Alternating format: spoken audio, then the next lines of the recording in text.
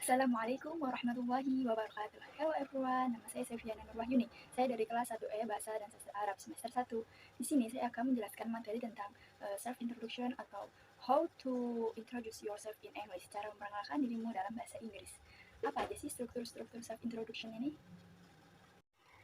Self introduction structure. The first, greeting atau sapaan atau salam. The second, opening atau pembukaan. The third, closing atau penutup. Nah, yang pertama itu dari self-introduction structure ada greeting atau sapaan atau salam. For example, seperti hello everyone, hello everybody, terus good morning, good afternoon, good evening, and hi everyone, hi everybody. Contohnya seperti itu. Terus, oh iya catatan, jadi jika kita ingin menyapa dengan orang yang akrab dengan kita bisa langsung menyapanya. Tapi jika kita menyapa atau memperkenalkan diri kita kepada orang asing atau stranger, kita bisa menggunakan dengan let me introduce myself atau izinkan saya memperkenalkan diri atau I would like to introduce myself atau I'd like to introduce myself, yaitu saya ingin memperkenalkan diri. Second, dari self introduction structure yaitu ada opening atau pembukaan. Isinya itu ada meliputi name, seperti my name is, you can call me, terus location seperti I am from, or I come from, or I was born, or I live at, terus menyebutkan address detail kita. Terus kita bisa menyebutkan additional introduction atau kita bisa menyebutkannya dengan age kita seperti for example my age is 18 years old. Terus kita bisa menyebutkan family members kita seperti I am the first child of 4 siblings. I have 3 younger brother. Terus profession, kita bisa menyebutkan profesi kita atau profesi ibu atau ayah kita seperti I am a student Arabic. I am a Arabic student at Sunan Gunung Jati University. Terus profession ibu ayah kita seperti my father is a employee, my mother is a housewife. Terus kita bisa menyebutkan my hobby kita atau hobi kita, terus goal atau dream pada diri kita. The last dari self introduction structure yaitu ada closing atau penutup. Ini dia bagian yang ketiga ya. Isinya bisa meliputi yang dengan nice to meet you, see you later, I am glad to meet you. For example, self-introduction seperti hello everyone, I'd like to introduce myself. My name is Sefiana Nurwahyuni, you can call me Sefi. I was born on 27 September 2003 in East Jakarta. I am 18 years old. I am an Arabic student at Sunan Gunung Jati University. I am the first 4 siblings. I have three younger brother. My father is employed and my mother is a housewife. My hobby is reading book and watching movies. And my dream is to be a businessman. Okay, that's all. Thanks everyone and nice to meet you. Materi yang kedua adalah question yes or question no. Question yes or no ini adalah pertanyaan yang membutuhkan jawaban yes ataupun no, tergantung tenses yang digunakan itu apa. Maka kita menyesuaikan auxiliary-nya. Nah, auxiliary-nya itu apa sih? Kita menggunakan auxiliary verbs itu atau kata kerja bantu. Kata kerja bantu ini adalah kelompok kata yang memperjelas arti atau susunan bentuk sebuah verb atau kata kerja. Nah, auxiliary-nya itu bisa ada macam-macam. Pertama ada auxiliary to be, yaitu am, is, are, was, or were, be, been, being. Terus ada auxiliary general atau do, does, did, have, has, had. Terus ada auxiliary modal yaitu can, must, shall, will, should, may, dan lain-lain. Terus formula with yes or no question atau rumus-rumus dari jika kita menggunakan question yes or no ini. Pertama yaitu jika kita menggunakan do, apa auxiliary do itu berarti subjeknya itu harus Ayu Dewi. Jadi rumusnya do, subjeknya Ayu Dewi plus verb one plus object plus adverb of time. For example, today work every day. Nah, karena di sini menggunakan day, maka auxiliary-nya itu menggunakannya do. Do they work every day? Apakah mereka bekerja setiap hari? Terus jawabannya yes, they do, or no, they do not. Lalu, jika menggunakan auxiliary does, berarti kita menggunakan subjek he, she, it. Rumusnya does plus subject he, she, it plus verb one plus object plus adverb of time. For example, does she work every day? Karena di sini menggunakan she sebagai subjek, maka auxiliary-nya menggunakan does. Does she work every day? Apakah dia perempuan bekerja setiap hari? Jawabannya yes, she does, or no, she does not. Kemudian, jika kita menggunakan formula with nominal form to be itu ada apa aja sih? To be itu ada am, as, am, is, are. Nah, yang pertama ada to be am. Jika kita menggunakan to be am, maka subjeknya itu harus I atau saya. Rumusnya yaitu ada am plus subject I plus noun or adjective or adverb. For example, am I a student? Apakah saya murid? Terus yang kedua itu menggunakan to be is. Jika menggunakan to be is, maka subjeknya harus he, she, it. Rumusnya is plus subject he, she, it plus noun or adjective or adverb. For example, is he smart? Yang ketiga itu menggunakan to be are. Jika kita menggunakan to be are, maka subjeknya itu adalah you, we, they. Rumusnya are plus subject you, we, they plus noun or adjective or adverb. For example, are they at home every day? Materi ketiga, kita akan membahas tentang question word. Apa sih question word itu?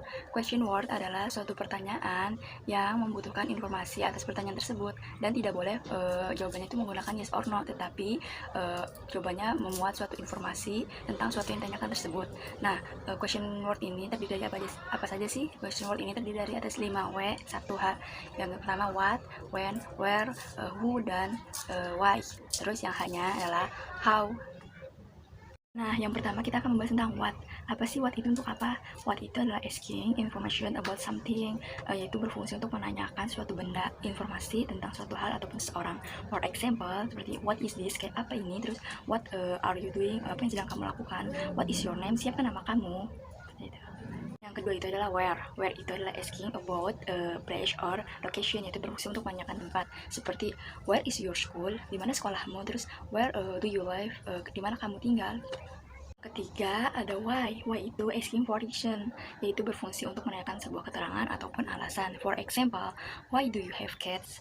Mengapa kamu memiliki kucing ini? Terus why do you say that? Mengapa kamu berkata seperti itu? Keempat ada who. Who itu asking for someone of people, yaitu berfungsi untuk menanyakan orang. For example, seperti who is that boy, terus who is your favorite football player, and lain-lainnya dan lain-lain. 5 ada when. When itu used to referring a time, berfungsi untuk menanyakan suatu waktu atau suatu kejadian. For example, when is your birthday? Dia menanyakan kapan kamu ulang tahunmu gitu. Dan yang terakhir yaitu yang 1H ini, dia yang keenam, yaitu how. How itu asking about a manner and condition, berfungsi untuk menanyakan suatu cara, usia, jarak, jumlah, ataupun harga. For example, seperti menanyakan cara, how do you make the cake, terus menanyakan umur, how old is your father, terus menanyakan seberapa jauh jaraknya, how far is your school from home, terus menanyakan suatu harga atau jumlah, seperti how much money do you have. Nah, rumus-rumus dari question word ini ada dua. Yang pertama, asking subject, yaitu menanyakan subjek.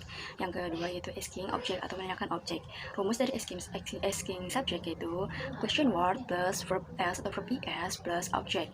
Sedangkan untuk menanyakan asking object atau menanyakan objek yaitu question word plus do atau does plus subject plus verb one. Nah, jika untuk asking object, jika kan dia ada objeknya, berarti jika objeknya dia singular, he, she, it itu menggunakan do. Jika objeknya plural, Ayu Dewi, dia menggunakan does. Nah, untuk asking subject itu penggunaannya jika dia di dalam kalimatnya itu tidak ada subjek, maka dia menggunakan rumus asking subject karena dia menanyakan subjek. Nah, biasanya question wordnya ini untuk asking subject itu itulah who or what, who atau what gitu kan. Nah, for example seperti who watches TV. Nah, terus yang kedua yaitu asking object. Question wordnya ini dia rumusnya kan tadi ada question word plus do atau does plus subject plus verb one. Nah, untuk asking object ini jika di dalam kalimatnya itu dia ada subjek dan menanyakannya itu selainnya subjek itu, maka dia menggunakan rumus asking object.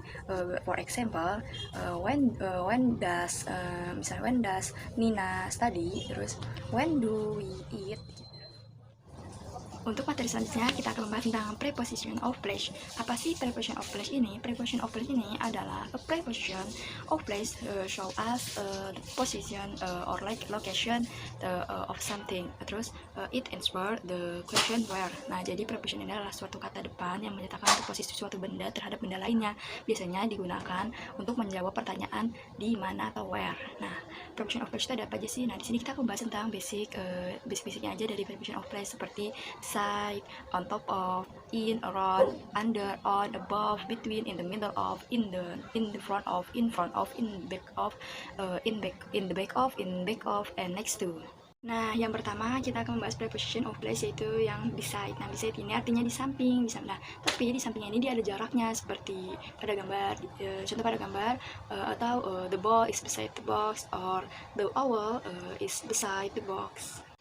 Lalu yang kedua, kita membahas tentang preposition of place on top of. On top of ini artinya itu dia di atas. Nah, tetapi on top ini penggunaannya untuk menaruh sesuatu yang paling atas. Seperti pada gambar itu, kucingnya kan ada di paling atas, di atas buku kan. Jadi, for example, the cat is on top of the table. Lalu yang ketiga, di sini preposition of place-nya itu ada in itu artinya di dalam. Nah, seperti pada gambar itu ada bola di dalam kotak. For example, jadinya the ball is in the box. Lalu yang keempat, preposition of place-nya itu adalah around. Around itu artinya di sekitar. Seperti pada gambar ada apel yang di sekitar kotak. Jadi for example-nya the apples are around the box. The apples are around the box, yaitu apel-apel itu ada di sekitar box. Yang kelima, yaitu preposition of place-nya itu under. Under itu artinya di bawah. Nah, for example-nya itu kan ada apelnya di bawah kotak tuh ya. Yang berarti for example-nya the apple is under the box. Yang keenam ini, preposition of place-nya itu adalah on. On itu untuk di atas, dan dia itu posisinya itu menempel dengan objek lain. Seperti pada contoh, yaitu ada bola yang menempel pada di atas, lalu menempel pada kotak tersebut kan. For example, the ball is on the box. Lalu yang ketujuh ini, preposition of place-nya itu adalah above. Above ini sama seperti on tadi, yaitu di atas, artinya sama-sama di atas. Tapi bedanya dengan on, yaitu tidak di atasnya itu tidak menempel dengan objek lain, tidak persis menempel dengan objek lain. Seperti pada contoh, for example, the ball is above the box. Pada gambar kan itu bolanya itu tidak menempel persis dengan objek lain kan. Jadi the ball is above the box. Yang kedelapan, preposition of place-nya itu adalah between. Between adalah yaitu maknanya itu di antara. Jadi di antara dua hal benda.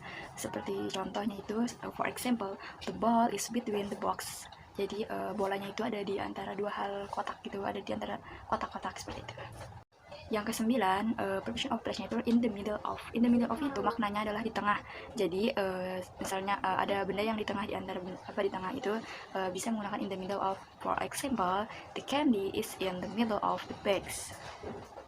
Yang ke-10, preposition of place-nya adalah in the front of. In the front of ini maknanya adalah di depan, tetapi in the front of ini maknanya jauh di depan gitu, di depan tapi jauh di depan mata. For example, seperti bisa menggunakan the ball is in the front of me. Jadi bolanya itu kelihatannya ada jauh di depan mata kita gitu. Yang ke-11, preposition of place-nya adalah in front of. In front of ini sama maknanya kayak tadi in the front of, yaitu maknanya di depan. Bedanya kalau in the front of itu jauh di depan mata, sedangkan in front of ini ada di depan mata banget. For example, bisa menggunakan kayak the ball is in front of the box. Jadi bolanya itu kelihatannya itu ada di depan mata banget, ada di depan mata kita, depan banget sama si kotaknya ini. Yang ke-12, preposition of place-nya adalah in the back of. In the back of ini artinya itu di belakang, tetapi dia itu di belakangnya itu jauh banget di belakang gitu. Jadi letaknya tuh jauh di belakang. For example, he is in the back of me, kayak dia tuh jauh banget di belakang saya gitu. Kelihatan itu dia itu jauh di belakang saya. Yang ke-13 itu preposition of place-nya adalah in back of. Maknanya sama kayak tadi in the back of, yaitu di belakang. Tapi in back of ini letaknya itu persis di belakang saya, misalnya persis di belakang objeknya itu. For example, the box is in back of the ball, atau the ball is in back of the box. Nah, preposition of place yang terakhir saya bahas kali ini adalah yang ke-14, yakni next to. Next to artinya di sebelah. Nah, di sebelahnya ini dia tidak ada jarak, beda dengan beside. Beside itu dia di samping tetapi ada jarak, sedangkan next to dia artinya di sebelah dan tidak ada jarak. For example, misalnya bola di sebelah kotak, misalnya the ball is next to the box, atau the box is next to the ball.